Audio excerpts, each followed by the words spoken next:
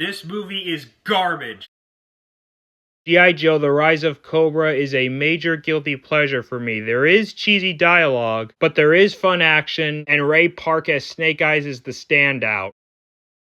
Revenge of the Fallen is a movie that has a lot of dumb stuff in it. There are scenes in this movie that try to make you laugh that are either unfunny or just out of place. Good example, the scene where Sam is at college and his mom is going crazy around the campus after eating a brownie. It felt more like Pineapple Express than a Transformers movie. Raymond Rodriguez and Isabel Lucas have lines of dialogue that are so cringeworthy that it honestly makes me laugh. But there are things about this movie that I do genuinely like. Obviously, the visuals are stunning, the action scenes are fun, especially the forest battle with Optimus Prime and Megatron. But the best part about this movie is that this movie's existence gave us the birth of legendary YouTuber Jeremy Jahns, given that his Transformers Revenge of the Fallen video was the first video he ever did for YouTube.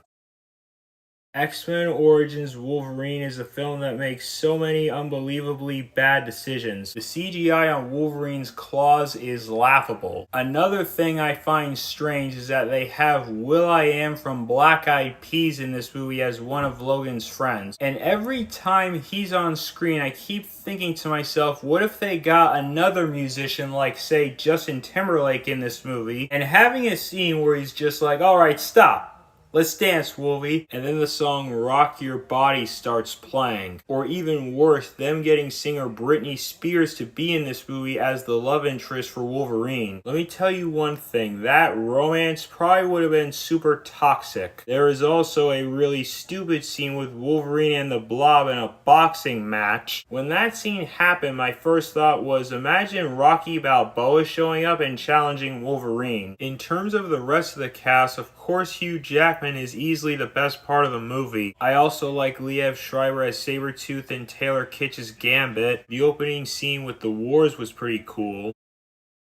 Aliens in the Attic is a perfectly fun family film.